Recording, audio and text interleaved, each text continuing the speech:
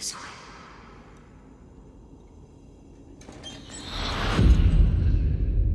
Hello.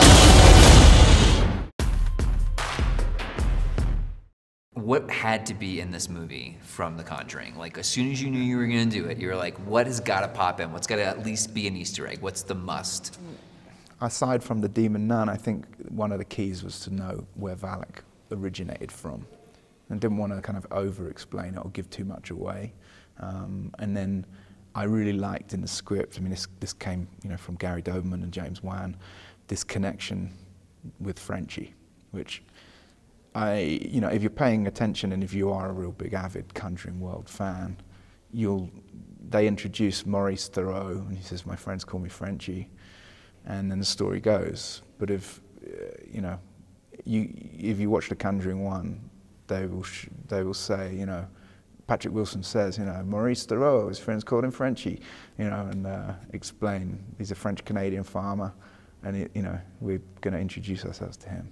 So I think that was there was quite of a thrill knowing that we were going to take a character that's going to come into The Conjuring 2 and another character from, The Conjuring 1 and the nun from The Conjuring 2, and they were all going to come together, and obviously the photo from Annabelle too.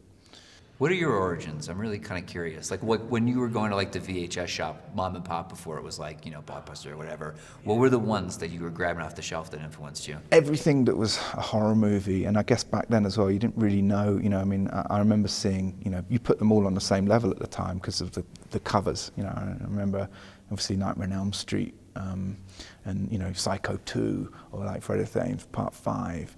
And it just became like a real religious pilgrimage to go and get a video out. And I remember seeing Friday the 13th, Part 6, for instance, was just such a big deal for us. When we went to get it out, in England as well, the film didn't come out in the cinema. We read about it in Fangoria about a year before, and it would be waiting for this thing to happen. And then finally we heard Friday the 13th, Part 6 is out. And me and my close friend Dave Lupton, who actually also illustrates the book in The Nun and also in the Hallow, and he's my closest friend. He got me into horror when we were 11 years old.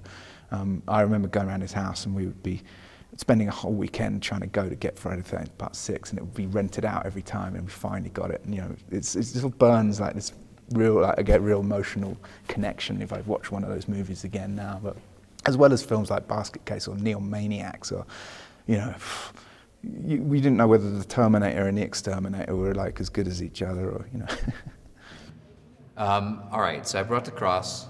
That's a start. Good for you yourself. But am I? You're the only journalist. This is the most important question. Okay. Demonic nun appears. What are the tools? How do you survive? What are the do's? What are the do-nots? Well, you start off with a crucifix for sure. If you're lucky enough to have someone like Father Burke and a chaplain kit, he's pouring some holy water on the crucifix to kind of exorcise the demon is going to help. And knowing the demon's name can also help. And ideally, just get the hell out of there before she kind of actually starts to focus her eyes on you and kind of captivates you and draws you in, because then you're gone. All right, well, I'm actually going to leave, so I'm going to be safe. But here, you're stuck. So thank you so much. Be well. I'm actually very pleased to have this. I need to hang it on somewhere. There you go. Yeah.